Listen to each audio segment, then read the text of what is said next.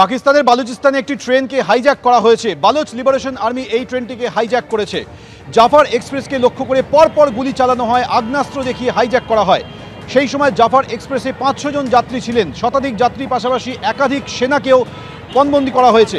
Rail লাইনে বিস্ফোরক রেখে গোটা ট্রেন হাইজ্যাক করা হয়। দুপক্ষের সংঘর্ষে 6 জন পাক সেনা নিহত হয়েছেন বলে দাবি করেছে বালুচ লিবারেশন আর্মি। কোয়েটা থেকে পেশোয়ার যাওয়ার সময় ট্রেনটিকে হাইজ্যাক করা হয়। পাক বায়ুসেনার হামলা বন্ধ না হলে পণবন্দীদের মেরে ফেলা হবে বলে হুমকি দিয়েছে বালুচ লিবারেশন আর্মি। ঘটনাস্থলের উদ্দেশ্যে পাঠানো হচ্ছে অ্যাম্বুলেন্স এবং নিরাপত্তারক্ষীদের।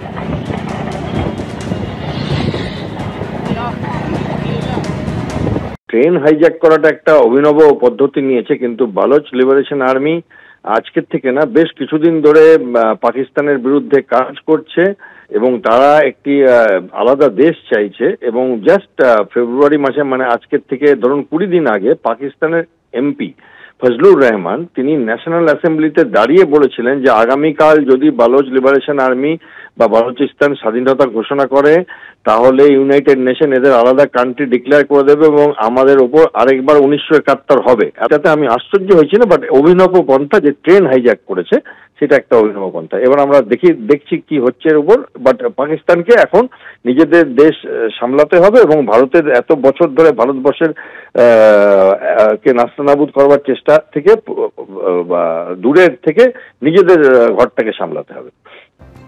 এই মুহূর্তে সব থেকে বড় খবরে আমরা রয়েছি। আস্ত একটা ট্রেন হাইজ্যাক হয়ে গেল পাকিস্তানের বালুচিস্তানে ঘটনা ঘটেছে। শতাধিক যাত্রী সহ পাকিস্তানের ট্রেন হাইজ্যাক হয়ে গেল। জাফর এক্সপ্রেস যেখানে 500 জন যাত্রী ছিলেন, তার মধ্যে শতাধিক যাত্রীকে পণবন্দি করে রাখা হয়েছে। বিএলএ অর্থাৎ বালুচ লিবারেশন আর্মির হাতে পণবন্দি পাক সেনা সহ শতাধিক যাত্রী। এই ট্রেন হাইজ্যাক করার দাবি করেছে বালুচ লিবারেশন আর্মির। কয়েকজন পাক সেনা সহ জাফর এক্সপ্রেসকে হাইজ্যাক করে নেওয়া হয়েছে। রেল লাইনে বিস্ফোরক রেখে গোটা ট্রেনটাকে হাইজ্যাক করে নিয়েছে বিএলএ। সেনা অভিযান চালালে পুরো ট্রেনকে উড়িয়ে দেওয়ার হুমকি দেওয়া হয়েছে বালুচ লিবারেশন আর্মির তরফে। ইতিমধ্যে দুপক্ষের মধ্যে সংঘর্ষে 6 জন পাক সেনা নিহত হয়েছে বলে দাবি করা হয়েছে বিএলএর তরফে।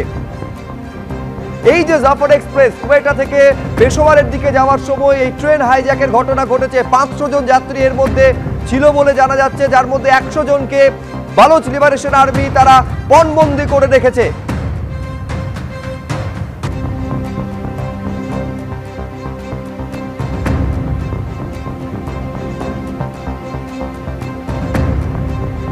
এমনকি এই হুমকি পর্যন্ত দেওয়া হচ্ছে যে পাক বায়ুসেনা যদি হামলা বন্ধ না করে তাহলে পণবন্দীদের মেরে ফেলা হবে, খতম করে দেওয়া হবে। এই হুমকি বালুচ লিবারেশন আর্মির তরফে দেওয়া হচ্ছে।